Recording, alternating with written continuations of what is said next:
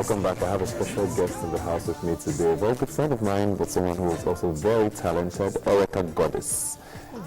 Hi, how you doing? Not bad, thanks. You did tell me you are not awake yet. Where were you last night? Oh my days.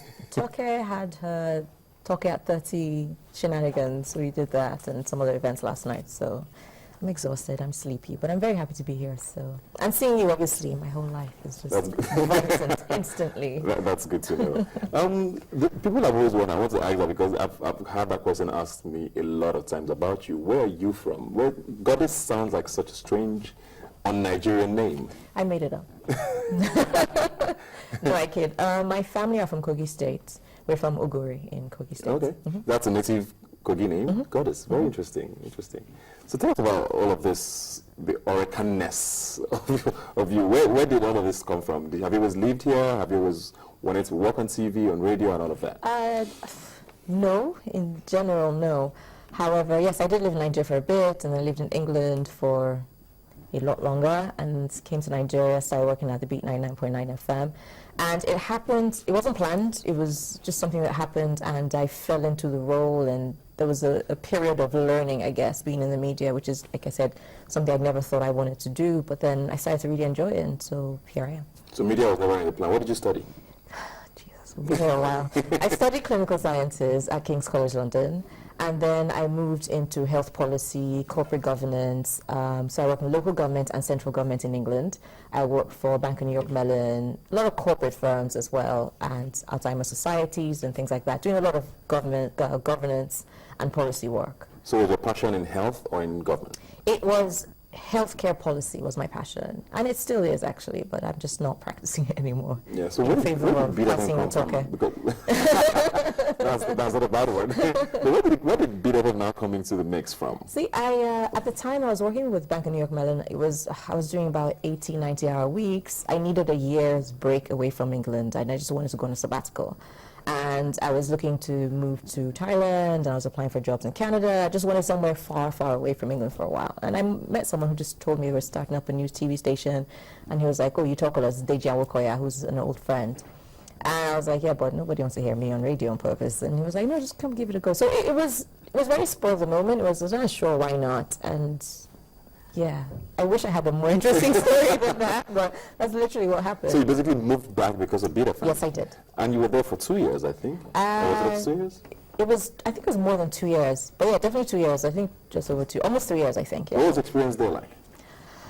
It was interesting. It was different to anything I'd ever done before. Not just because I didn't study or because it wasn't something that I had trained to do, but even just the environment. It lacked structures that I was used to coming on from, like I said, government or even corporate work. So I struggled with it a lot. It really shook certain parts of me as well. It challenged my confidence levels. And there are days, I remember there was a day I was on air, my uncle had just passed away, I just got the news that morning, and you can't go there and be waiting on over the microphone. Yeah. So you're like all bright and happy, like, good morning and stuff, and Lisa's there in his boxer shorts.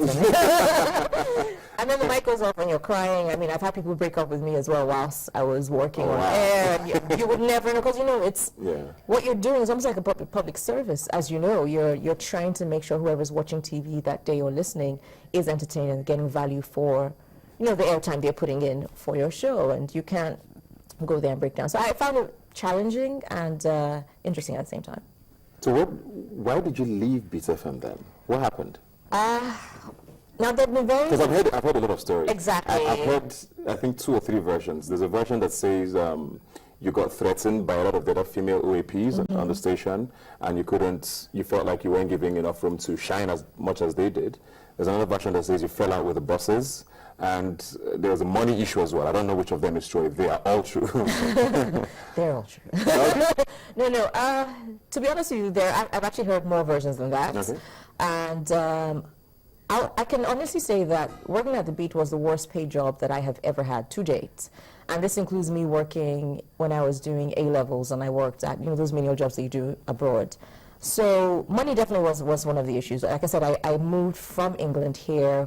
There's a complete different lifestyle I was used to, and I couldn't afford to keep that going here. So I wouldn't say it wasn't part of my consideration, but it wasn't the only consideration. The Beat 99.9 FM family is a family. A lot of us work really closely together, from Tools to Bemi to Jimmy. Jason, who was there for about 3 months, we still see him and hang out like, you know, we're all one. So I wouldn't say that I was threatened by Tools or Bemi or Fade or, okay, Missy left before I did, but it wasn't a threat. It was just, it was a platform that was right for certain people. And if you know why you're there and what you're trying to get out of it, you'll make the platform work for you.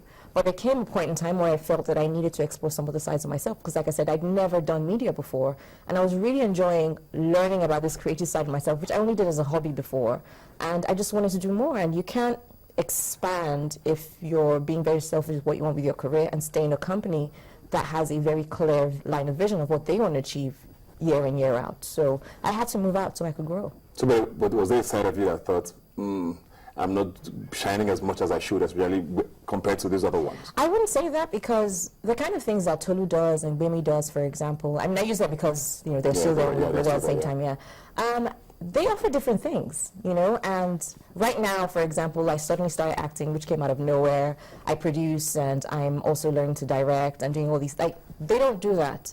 So I wouldn't say that I'm not shining, because we're not on the same career path, if you know what I mean. So they're shining, they're doing fantastic work in their field, but I'm also breaking my own bounds in the things that I'm doing. So that comparison isn't there, and it's definitely not a reason why I left. Yeah. You also mentioned money. Were you paid differently from them? I'm sure I was paid differently with Baby. Baby's been in the industry, what, like more than 10 years. So I don't know how much more, but if she wasn't paid more, then somebody What needs about to you? negotiate. Because I think you started at the same time. We started out at the same time, and we never really discussed money in that sense. I mean, I'm very no filter. I'll always complain about money, but we never actually said, so how much do you earn, really, and swapped bank account details or anything. But we started at the same time. Whether we started on the same money or not, I don't know. Did you share any of these concerns with the bosses? Yes. And there was no compromise reached? There's the company line, and they have to do what's best for their business. So they did what was best for their business, and I did what was best for me.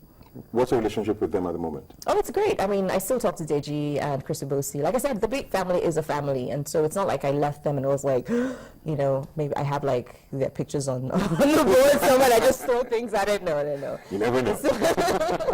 You know, I even spoke to them early this year. I was thinking about going back to radio, and for me, I wanted them to have first right of refusal, as it were. So it's a conversation that I would definitely always have if I ever want to go back on radio, which, like I said, I did early this year, and I just thought it wasn't quite right with the schedule I have at the moment. Yeah, because I was going to ask, do you miss it? Because a lot of people miss you on radio. I really miss the job itself. There are some internal politics that I don't miss. There are also some aspects of it. But then, you know, like anybody else who has like even a 9 to 5, there are parts of your job you really love, and there's parts of your job like photocopying and, you know, sitting there in 4-hour meetings when you know you have a pile of work to do that you're not keen on. So every job comes with little things that just irk you a little bit. But other than that, overall, yeah, I miss the job. So radio might come back?